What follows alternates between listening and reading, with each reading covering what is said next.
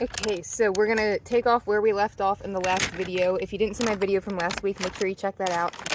We were getting a lot of garden things started in that one, and we left off with potatoes and onions. So in this video, I'm gonna be teaching you how to grow red Pontiac potatoes, red Viking potatoes, they look kind of purple, Eva potatoes, Adirondack blue, and red onions and sweet candy onions. When we left off in the previous video, I was talking about how Eva potatoes, in my opinion, are kind of like Kennebecs, but a lot better. For starters, my sweet little monkey here's name is Eva. And on a more serious note, some of the reasons why I think this variety is superior to the Kennebec is because, one, they're very similar, so don't be freaked out if you've always used Kennebec and you don't want to try anything new. And you know what? If you're happy with Kennebec, stick with it. Do whatever makes you happy. But I like the Evas because they tend to get a little bit larger, they tend to be hardier, they're more disease tolerant, they are resistant to golden nematodes. And I'll list on the screen here a bunch of other reasons.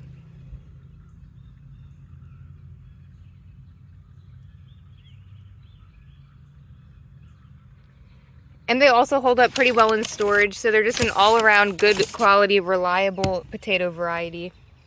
Very hearty, great flavor, great to use for baking. You can use them, you can fry them up into French fries, you can make potato chips out of them, you can make just a nice old baked potato out of it, or mashed potatoes. Very versatile. So to start off with, a lot of people wonder, can you get potatoes from the grocery store and plant them if they have eyes? Technically you can, but they don't work as well, and it usually takes them a lot longer to sprout, if ever, because most potatoes that you find at the grocery store have been sprayed with a substance that makes them last a little bit longer on the shelf, so that way they don't sprout.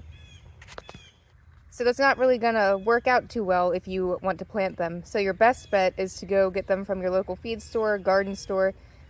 Most places like that will sell what's called seed potatoes, and they are untreated potatoes, oftentimes have already started sprouting eyes, which is good, that's what you want. That's how you can get the vines growing. So there's a few different ways that you can go about this. If you wanted to, you could plant the potato whole. If you do that though, pinch off all of the extra eyes that are on it and just leave the one largest one. If you leave all of the eyes on it, technically it would work, but you're probably going to get smaller potatoes that way because it's going to have a lot of vines growing out of just the one potato and they're going to be competing with each other. So if you plant one potato whole, make sure it just has one set of eyes left on it. Sometimes, if you plant one whole potato, you'll get larger potatoes growing off of it, but you can also take a knife and you can slice it and divide it up and then plant each part of the potato that has an eye on it. That's a great way to stretch your money out, and you won't have to buy nearly as many potatoes because you can just divide it up and plant each eye. So I will show you how to cut them. Don't mind my hands, they're very dry and cracked from all this hard work, all this gardening, but it's just part of the process.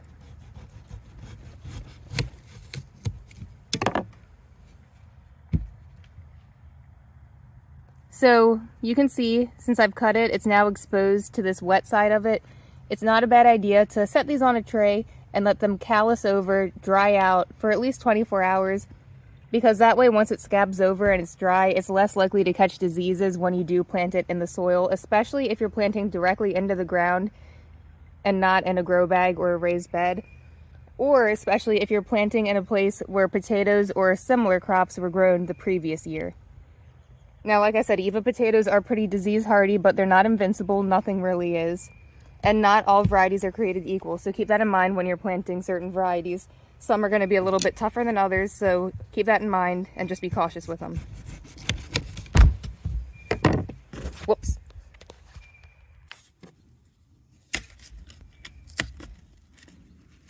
So when you plant your potatoes, you want to plant them with the eye pointing up, because that's where the vine is going to sprout from. And you don't want the vine to grow down underneath the soil. You want it to grow up out of the soil and into the sunlight, so that way the vine can absorb the sunlight and eventually grow flowers and bloom and provide energy and health to the potatoes growing down in the soil. You want to use nice fluffy soil and lots of compost and organic matter. Chicken manure works great too as a compost. If you have chickens, keep that in mind. I don't have a ton of space, so I like to grow my potatoes in grow bags, and it works out really well because where I live, there's a ton of rocks and stones in the soil. So if you're planting potatoes, one, it's going to be really hard to dig to plant them. Two, when they're developing, if they're hitting all those rocks in the dry soil, they might not form properly, they may not get as big. And then three, when you go to harvest them, it's going to be a lot harder because the ground is hard and there's going to be rocks in your way.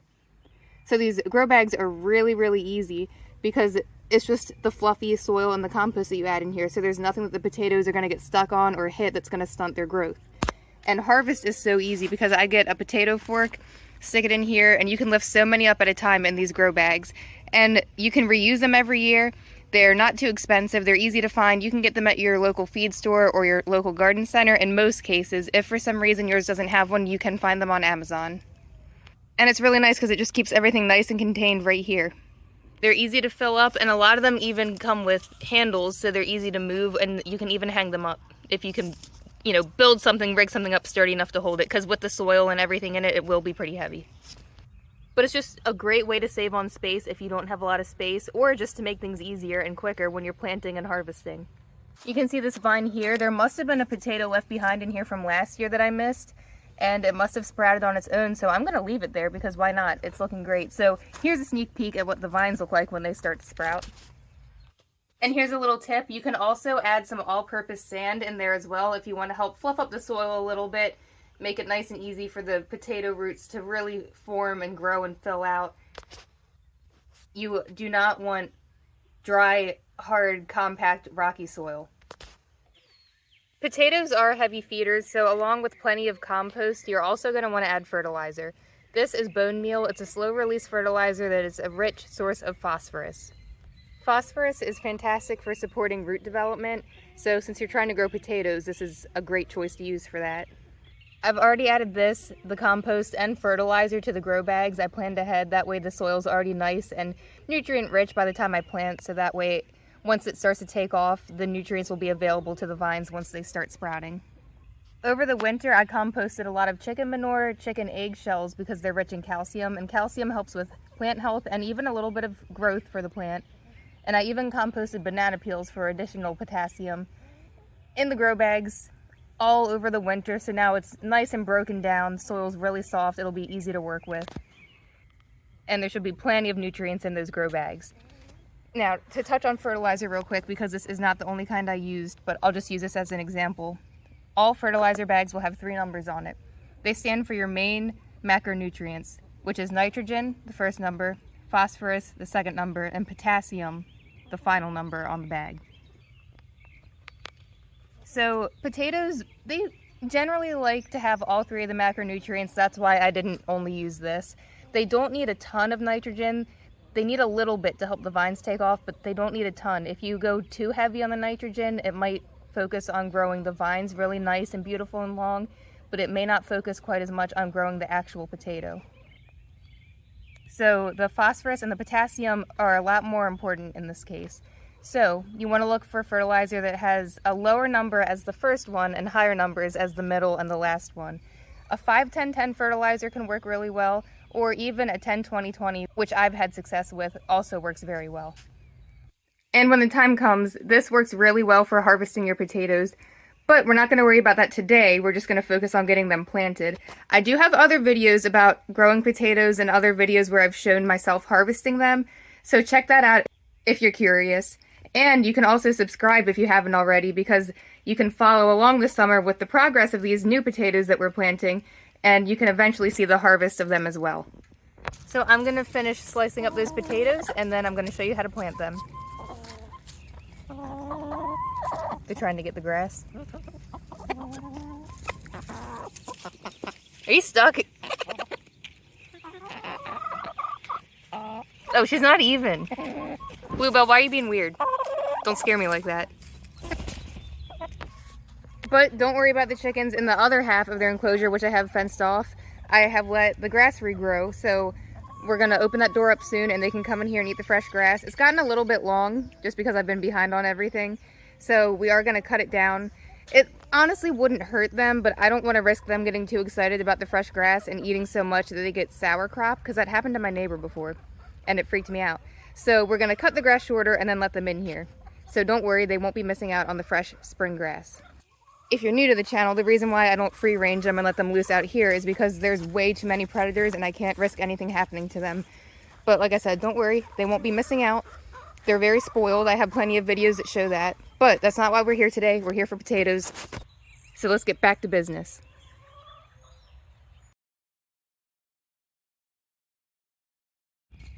Okay, so we're just gonna stir up the soil, get it nice and fluffed up, and we're gonna start planting. You wanna put your potatoes at least 6 inches deep. And depending on where you live, in most places you can start planting these early spring, usually about 4 months before the last frost date. They are pretty cold hardy, they're not too finicky. So you can use your hand or a shovel. It's so easy to dig in here that honestly using your hand is no trouble at all. Oh my goodness, look. A rogue potato from last year.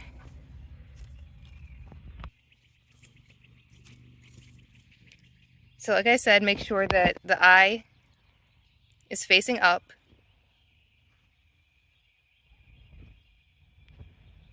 And then bury it nice and good. You don't want your potatoes to get exposure to any sunlight once they start to sprout. You want to make sure they're buried deep enough that they grow down in the soil, because you don't want your potatoes to turn green from the sunlight hitting them, because then you can't eat them and it's a total waste. And if you're new to this, each thing that you plant, it's not just going to grow one potato off that, it's going to grow several, sometimes up to 6 off of it. So that's pretty cool. You'll get a good yield.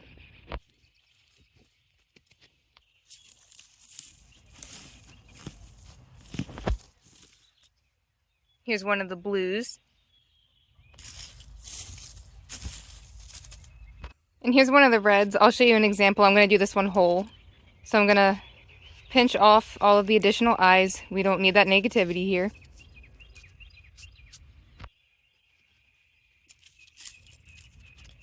Put the eye facing up.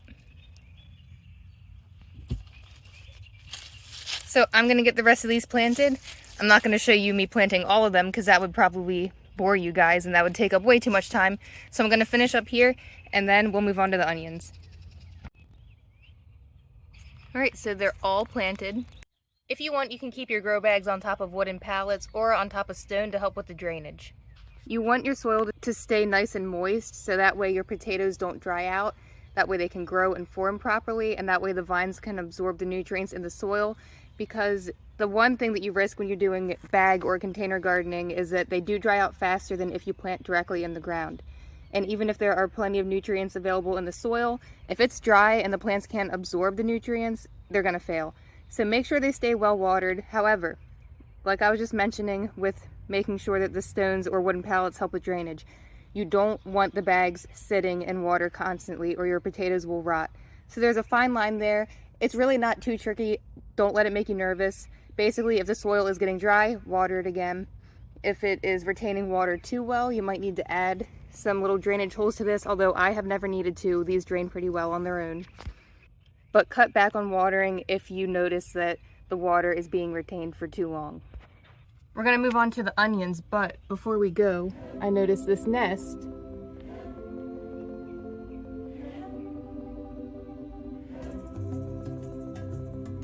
And it looks like some seeds landed in the nest and they sprouted. So that's actually adorable.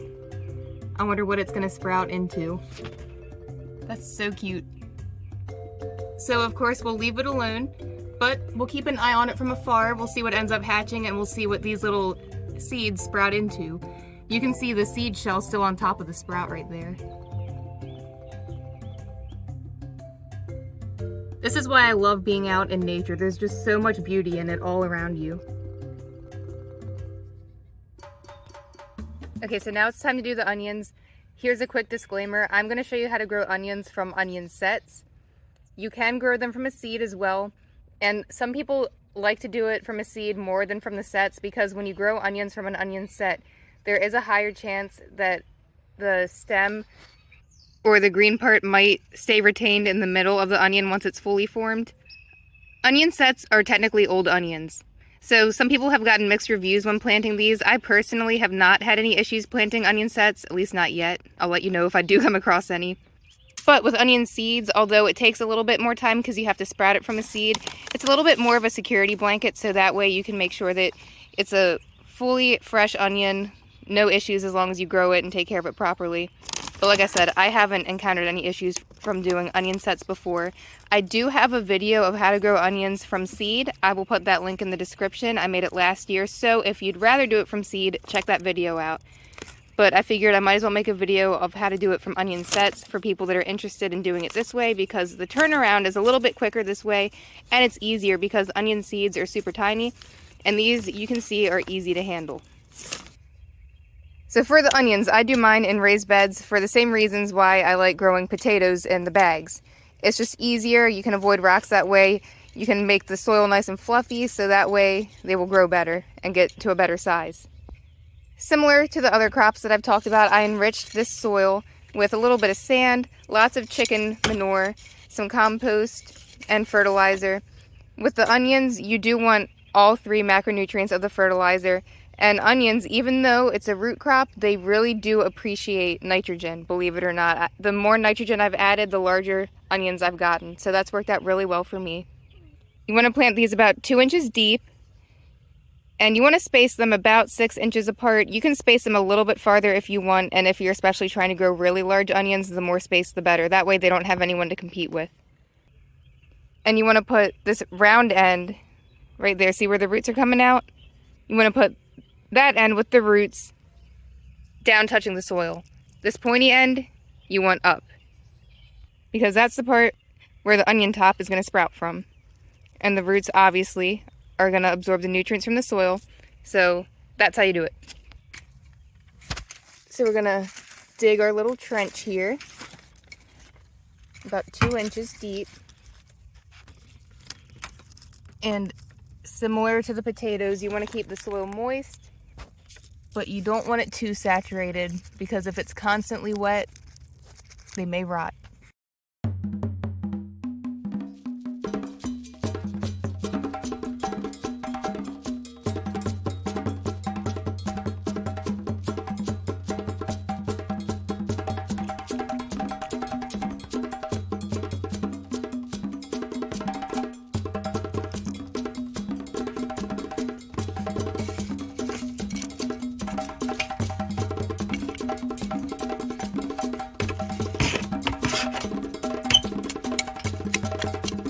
Like most garden crops, you can plant these every 2 weeks, so that way you don't have to harvest them all at once, unless that's what you want.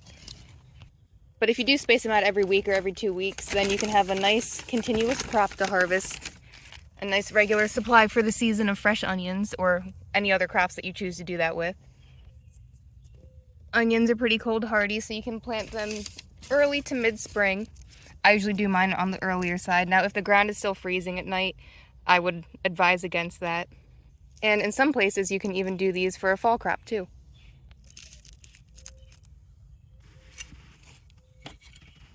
So I'm going to get the rest of these planted, and then I'll give you a quick update on Eva and show you the new enrichment toy that I got her.